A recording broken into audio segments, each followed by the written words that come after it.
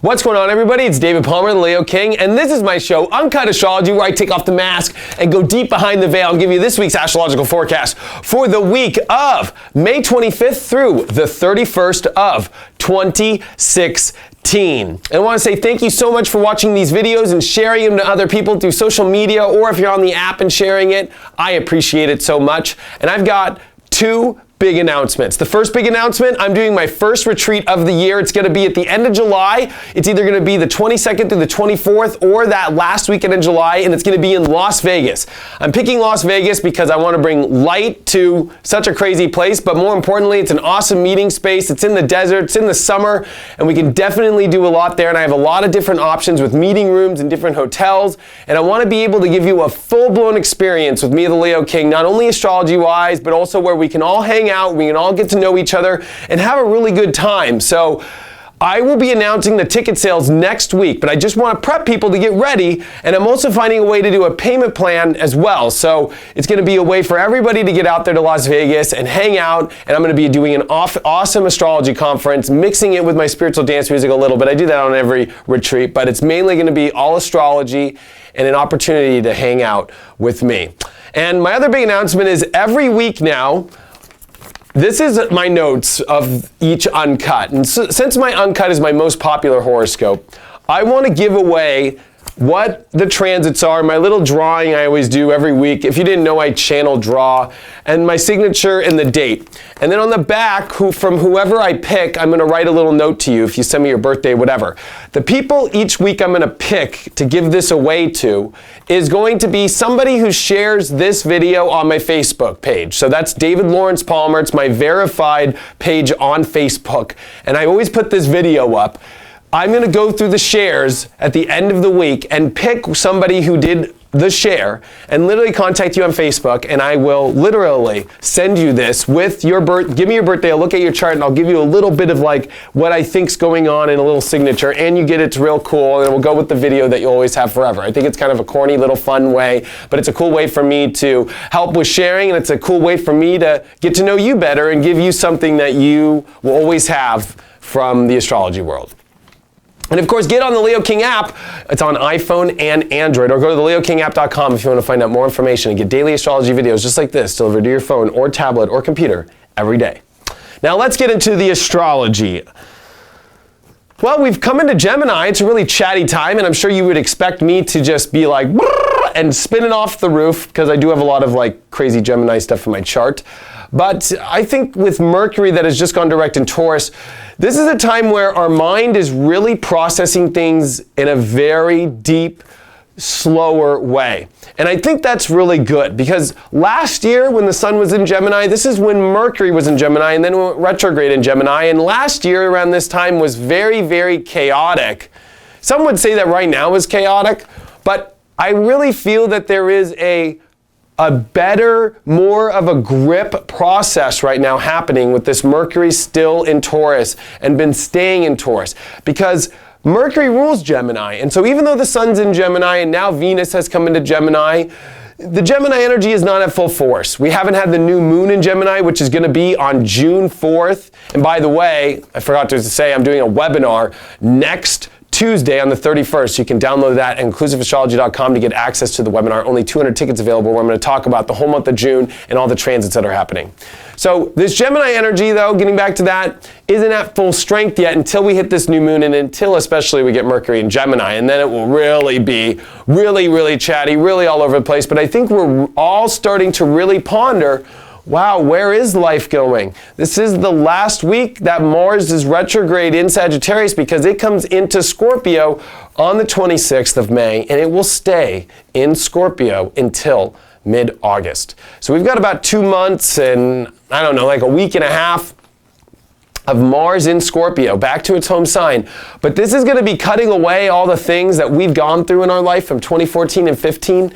And a lot of our deep fears, a lot of the things that we feel like we can't shrug off. It's almost like, you know, we've been through an oil spill and we've tried to clean off in the shower, but there's still oil in our fingernails. There's still oil, but we had to get ready. We had to go to the show. And that's what, you know, Sagittarius is. It is like getting back out of the cave and going out to the show. But there's this part of us where we didn't get fully cleansed. There's this part of us where we have like this it's a fear. It's a deep inner, it's our own scared, aspects. It's our own nightmares that we've lived. It's our own personal nightmares. It's the things that we feel that we just like really want to get rid of. There's something about Scorpio energy where it's like, once you don't want it, you don't want it. Scorpios are very, like, you can see it on their face when they don't like it. They're just like, get me out of here. I don't like this at all.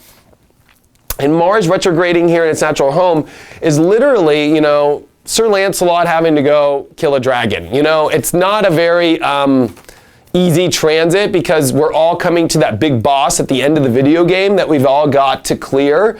We all are ready in our life. We're all ready to move into new chapters, move on to new games. There's a new game coming out, right? And we're ready to finish this one. And it's like we can see this exciting part of our life starting to come up. Gemini does bring the excitement. It does bring the, ooh, look at all these options. Look at all these possibilities. And then there's a youthfulness about it. And with Venus that's now in Gemini and just made an opposition to Mars, what it's shown is, especially since the last time Venus and the Sun were in Gemini together was in 2012, was coming in especially to June of 2012, the same exact time period that we're in now 4 years ago. So relationship aspects right now are stepping into a 4-year completion cycle, and by June 4th with this new moon will be the massive completion point. So from now until that time, which isn't that far away, this week is going to be all about relationships. This week is all going to be about deeper wants, needs, especially passions, sexual desires, commitments, broken contracts. It's time to really cut the things out that we don't love anymore, that we don't want. This is a week where the Sun and Venus are following each other, and this is going to bring up the things we love. This is going to bring up the things we want to create, and this is really going to bring up if we want it or not. This is a big time for that. On top of that, this is Jupiter square Saturn. And when you have Jupiter square Saturn, this is about making sure that you realize there are big decisions to make now, and they're hard. They're not simple, but they have good luck behind them. The harder the decision is, the better the luck is, because Saturn is in Jupiter ruled Sagittarius. And ironically enough, it is squaring Jupiter. And it's in a Mercury ruled sign, which is a very ironic place for Jupiter to be, because Jupiter's big and it's the biggest planet, and it's in Virgo, the smallest sign, right? A Mercury ruled sign, and we are in the Sun in Gemini, another small Mercury ruled planet sign. But this is a time where it should be very clear. It should be very clear with Mercury and Taurus, what you really want and you don't want, especially now that Mars is home and it's retrograding. This is literally, there are multiple layers, okay, in our consciousness.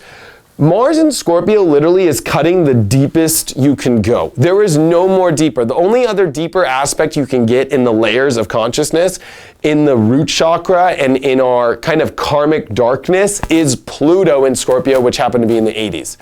So this you can't get any deeper because we're not going to have Pluto in Scorpio for another 200 years. So it's like, this is it, folks. This is you really getting the gunk out for the next couple months. And this week it finally steps in. On the 26th, it's almost like you have to really start to see, this is what I want in my life now. This is what I'm ready to get rid of. And there's this future popping up that's so beautiful and so bright. And there's this dark past. And then there's this caught up in the middle of both of that right now, and realizing with Jupiter square Saturn that you have to make a big life change, and you have to do it by making a big decision that's going to open a door that kind of leads to an unknown place. Remember, this is Jupiter opposing Neptune. This is the finale of the Jupiter, Neptune, Saturn, T-square here. And so this is like a big moment this week. I think it's ironic with Sun and Venus, because I think that this is about big projects and especially relationships, because to me, I just, as an intuitive and what I've been seeing around everything and what's going on with people and what's going on everywhere, this is massive relationship decision, especially Mars retrograde in Scorpio has to deal with the commitment aspect of relationships. It has to deal with like the true, more like hardcore, like, the marriage certificate. So this has to deal with like really intense, like, are you going to be in it or you're not going to be in it? And this can also fall into other aspects of your life, just not relationships, but big projects, careers that you've built, businesses, the Venus is really the physical and relationship aspect of our life. And the Sun and Venus are about to start a 2-week transit of following each other. And so this is about a huge buildup from what the last 4 years were about. And the last couple years, especially when Saturn was in Scorpio, of where you got scared in between the 4-year cycle, which is so ironic. But if you did watch I did do a video last week with Astrolotta, and you can watch it here on my YouTube, and we talk a lot about this Sun-Venus transit coming up. But what it really is about, to me, is this 4-year cycle, and especially Pluto-Uranus happened in this 4-year cycle, and so we are really at a tipping point here. And Mars retrograde in its natural home is really going to have to find the deeper courage inside and face all your fears. Like, it's almost like you can finally have the courage to face them. Like, if you had a certain, one thing about this is it could bring up things inside of you that you just have been trying to avoid, that you can't avoid anymore, that you have to face head on, that you have to kind of like own up to it and step up your game and step up to the plate. It's kind of like the 9th inning, and the bases are loaded and there's 2 outs and, the coach calls you up, and that's exactly what you didn't want to happen. There's too many people in the crowd. You're overanalyzing it. Whenever you're in the Sun and Gemini, you start overanalyzing things. Like, well, if I do this, it might not be good. Unless it does it this way, blah, blah, blah, blah, blah, blah, blah. Remember, the Sun and Gemini, the twins go crazy and they start spinning out. Good news is we're at a time where the twins aren't too spun out yet. But coming up into next week, especially as we're getting ready for this new moon on June 4th, we're going to have Neptune involved and things start to slip around and start to get confusing. And the big grand finale is going to be next week. There's going to be this huge grand finale of all this mutable T-square stuff coming into a mutable cross. And I think that this week is the buildup of that. This week is really starting to be like, you got to start making these decisions, because it's almost like, the universe is about to peak out the energy next week. So how can you step forward this week into it? And with Mercury trine Pluto by the end of the week, you should be able to see very clearly on deep what it is you desire, what it is you want, what it is you're ready to change, and what it is that the life that you want out there. I think that this is really a great time. Taurus really brought in that you could live a better life. Here's Gemini showing you the facts. It's right in front of your face right now. It's karmically connecting to cycles that were 4 years ago. We are still in 3 planets retrograde, right? We still got Pluto retrograde. We still got we got Pluto retrograde. We got I'm like blanked out. We got Mars retrograde, and of course we still got Saturn retrograde. And so when you have these karmic aspects still retrograde, there is still a lot to receive here, and especially Mars. Like, this is really bringing home a lot of things of what you've always really deeply wanted. That's all Scorpio rules, is wants and desires in the deepest, most sexual, emotional, private sense. And so, are you going to take it? Are you going to go for it? Are you going to take action? Are you going to have the courage now to step up to it? And Jupiter square Saturn is major decision point. And all this week, Jupiter squaring Saturn. All this week, the Sun and Venus are following each other. All this week, Mars is starting to dip into the end of Scorpio, and which comes into the most intense aspect of Scorpio, which comes into the true dragon, which comes into you having to step up and be in this in-between world of a bright future and things that you want to go with, but you have to cut your ugly past, and you have to cut those deep things that you don't want. And you're in the present having to really see that the past is behind you, but you do have to turn around. And you do have to slay the dragon, cut it off, do whatever, and then move into this beautiful future. And this is the beginning process of it. And it's a massive healing time. Chiron is actually in a very good position for all this, because Mars is actually going to station and go direct on June 29th, trine Chiron. And so to me, this is showing that this is a Mars transit of massive healing. And to me, that this is this is a time where you might not be able to you know what? I'm going to take that back. My spirit told me, and all my guides just said this. This is a time of massive clarity and understanding. That you know what it is that you really want. That you see now the road that is more desirable. Because this week is it. Next week it gets crazier. Next week we start dealing with Neptune. And this is a week with Mercury trine Pluto. Take it. See it. Live it, be it, and face your fears this week. And don't be afraid to take what's so beautiful and so great. With the Sun and Venus and beautiful Gemini, which is, twinsy and exciting and passionate in a way, but because it's stimulating and it's youthful and it's out in the field and it's springtime and it's wanting to express its youthfulness. Why can't you have that in your life?